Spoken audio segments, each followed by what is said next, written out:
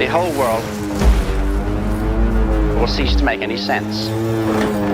I open the door. The concept of 28 years later, the Bone Temple builds upon a world that has been scarred, reshaped, and emotionally exhausted by decades of survival after collapse.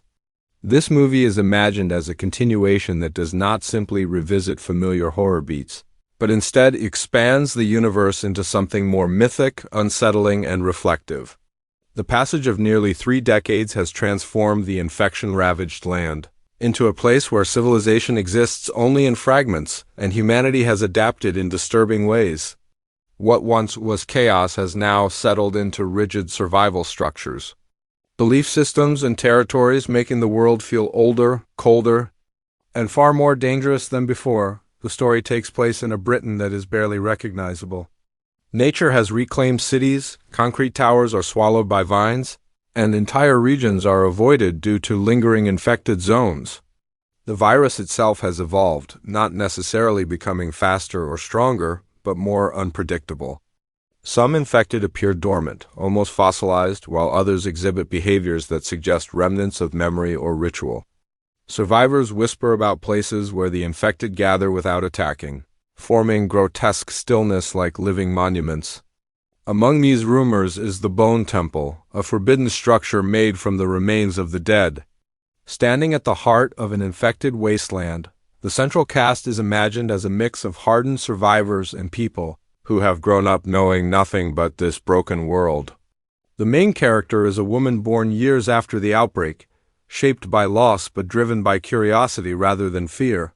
She is a scavenger and guide, leading people through dangerous territories for a price, but secretly searching for answers about the world before the fall. Her performance is grounded, restrained, and emotionally layered, reflecting someone who has learned not to show weakness but still feels the weight of inherited trauma. Alongside her is an older man who lived through the early days of the outbreak.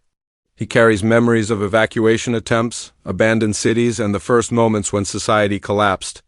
His role is not that of a traditional mentor, but of a living reminder of what was lost. He struggles with guilt for surviving when so many others didn't, and his fear is not death, but meaninglessness. Their dynamic is central to the film, contrasting generational perspectives on survival, hope, and whether rebuilding is even possible. The supporting characters include members of a fortified coastal settlement that has developed its own strict laws and rituals. Among them is a young boy believed to be immune, though no one is certain whether immunity even exists anymore. There is also a spiritual leader who preaches that the infection is not a curse, but a form of judgment, and that the Bone Temple is sacred. These characters introduce tension rooted not just in physical danger, but ideology, showing how belief systems can become just as threatening as monsters in a fractured world. The plot begins with the discovery of a map fragment recovered from an abandoned military bunker. The fragment references a research site connected to the early days of the infection, marked with a symbol resembling a shrine. This discovery reignites old fears and suppressed hopes, suggesting that answers may still exist, buried beneath years of decay. Against warnings and superstition, a small group sets out on a journey inland, traveling through territories where infected behavior defies everything survivors thought they understood. As they move closer to the rumored location, the film leans heavily into atmosphere and dread. Long stretches of silence dominate the journey, broken only by distant screams, wind moving through hollow buildings, or the unsettling sound of breathing that may not be human. Encounters with the infected are rare but terrifying, emphasizing tension over action. When violence occurs, it is sudden, chaotic, and brutal, reinforcing the idea that survival is never guaranteed. No matter how experienced someone may be, the Bone Temple itself is revealed gradually. At first, it appears as a massive shape on the horizon, indistinguishable from a ruined cathedral or industrial complex. As the characters draw closer, the truth becomes horrifyingly clear. The structure is composed of bones, not randomly piled, but carefully arranged into pillars, arches, and symbols. Skulls are fused together, ribs form walls, and femurs act as supports. It is unclear whether the temple was built by infected, survivors, or something in between. and that ambiguity is one of the film's most disturbing elements inside the temple. The movie shifts into psychological horror. The infected within do not immediately attack. Instead, they remain still, arranged in poses that resemble worship or mourning. Some appear almost peaceful, others grotesquely frozen in expressions of agony. The characters realize that the Bone Temple is not just a location, but a convergence point where the infected are drawn for reasons unknown.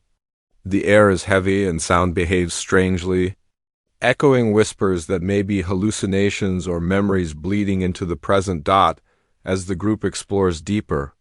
Secrets are uncovered about early experiments conducted in desperation during the outbreak's first weeks. These experiments attempted to control or redirect the infection, using neurological triggers and environmental conditioning. The Bone Temple is revealed to be the unintended result of these efforts, a place where the infected are compelled to gather, their bodies responding to signals buried deep in their altered brains. This revelation reframes the horror of the infection, showing that human interference may have made things far worse. Character conflicts reach their breaking point within the temple. The spiritual leader sees the structure as proof of divine will and attempts to sabotage the group's escape, believing that humanity must accept extinction. The older survivor confronts the consequences of choices made decades earlier, realizing that survival came at the cost of moral compromise. The protagonist is forced to decide whether knowledge is worth the destruction it brings, or if some truths are better left buried.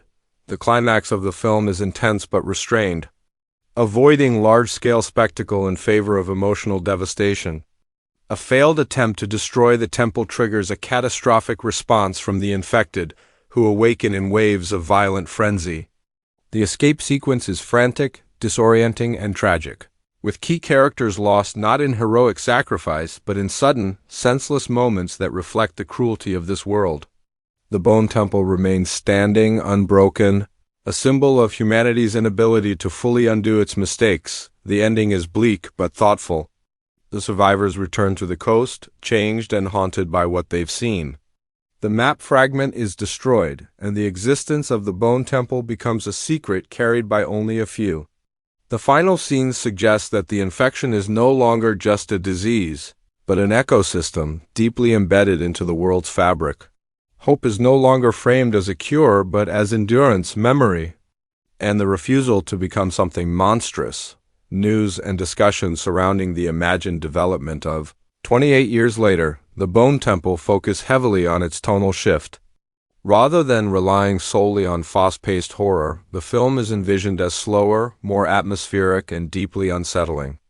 Conversations highlight its emphasis on world-building, moral ambiguity, and existential dread.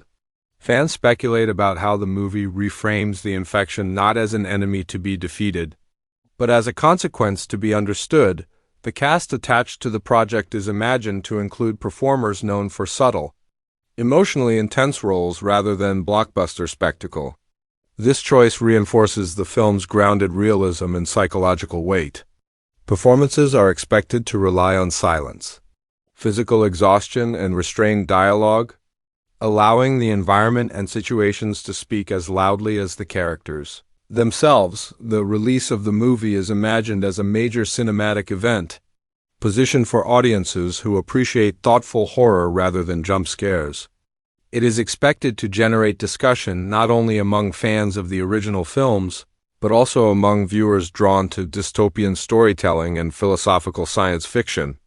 Its timing is envisioned to align with a period known for darker, prestige genre releases, emphasizing atmosphere over mass-market appeal. The trailer for 28 years later, the Bone Temple is imagined as deeply unsettling and minimalist. It opens with static shots of abandoned landscapes, overgrown streets, and distant silhouettes that may or may not be human. Sound design plays a crucial role, using low-frequency hums, distorted breathing, and fragments of old emergency broadcasts. The Bone Temple itself is shown only in flashes, never fully revealed. Allowing the audience's imagination to fill in the horror, the trailer avoids explaining the plot directly, instead focusing on mood and unease. Brief lines of dialogue hint at regret, faith, and the idea that some wounds never heal. The final moments cut to silence, followed by a single, haunting image of the temple's silhouette against the blood-red sky. This approach leaves viewers disturbed, curious, and emotionally unsettled, perfectly matching the tone of the film. 28 years later, The Bone Temple is imagined not just as a sequel, but as a reflection on the long-term consequences of survival at any cost. It explores how time does not heal all wounds, and how humanity's attempts to control fear can create horrors far greater than the fear itself. The film lingers in the mind, not because of what it shows, but because of what it suggests about humanity, memory, and the world that remains after hope has changed its shape. After hope has changed